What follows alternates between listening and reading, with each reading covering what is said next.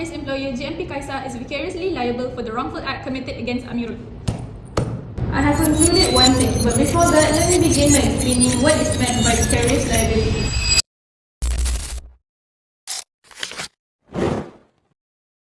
Saat indah bermula, ku rasa bahagia. Cinta yang lama terhenti, berputih kembali. Ada yang menghampiri, ku tidak peduli. Cinta ini cinta gila, untuk kita berdua. Wow, wow, wow, tiada yang dapat menghalangnya. Terus bercinta selamanya.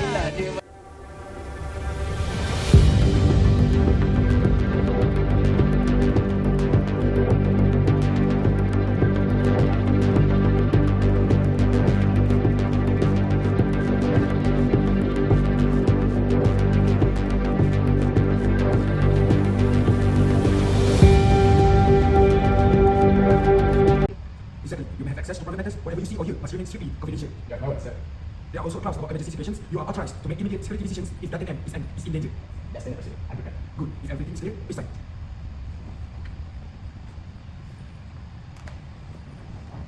Ana tum Fatima mana semana tum tejara tu Maharaja lela mana tu juda tu mera keberanian sarjana sana lieutenant.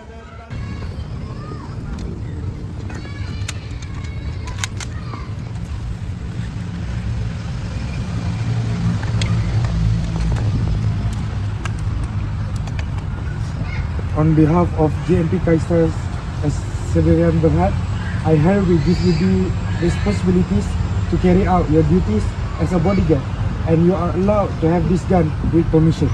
Yes, sir. How long have you been a bodyguard? 7 years, I guess. Okay. Nothing. Yes. May I ask you a question? What is it? Which company do you work for? I work for Stars Company. Do you know? I think I know. Okay.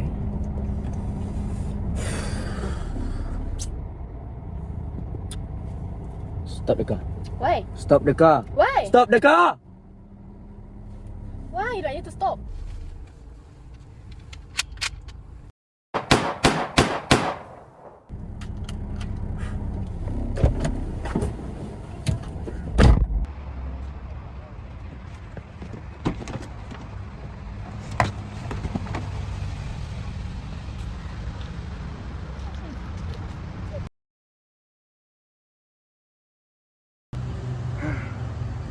Just one last shot. The client loved the sunset footage.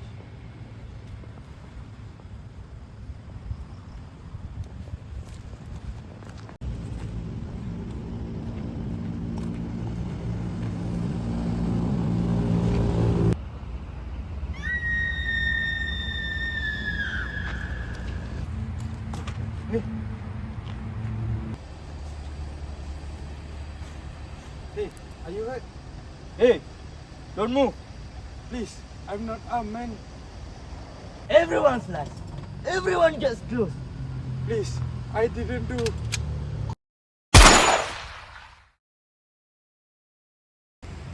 No. No.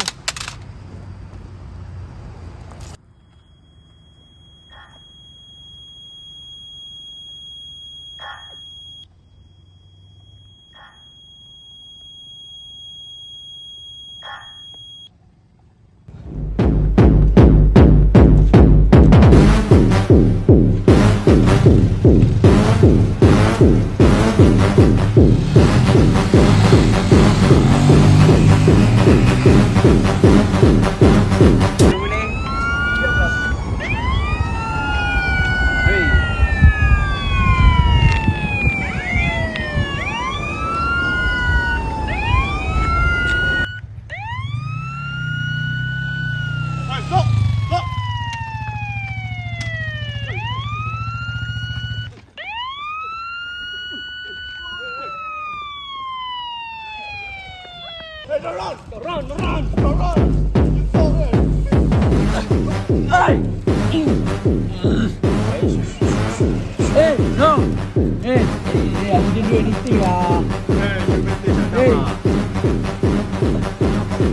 The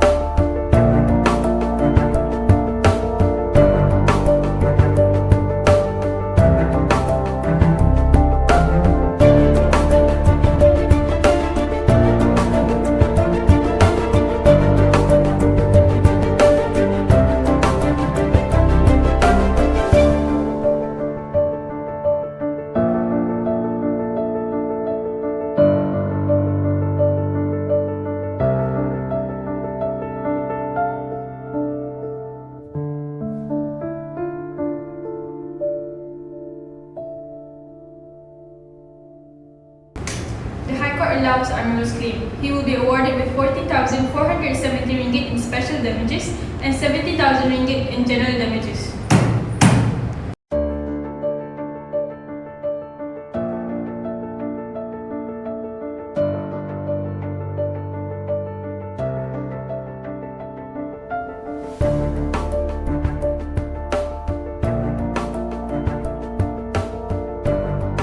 Today we will begin the trial between GMP Kaisa Security Sdn Bhd against Muhammad Amirul Amin Muhammad Amin. So tell me, what actually happened that night? Your Honor, allow me to speak. I will summarize the tragedy that happened to my client. On 23 November 2016, a contract was entered between GMP and a private limited company known as North Metal Industrial Sdn Bhd.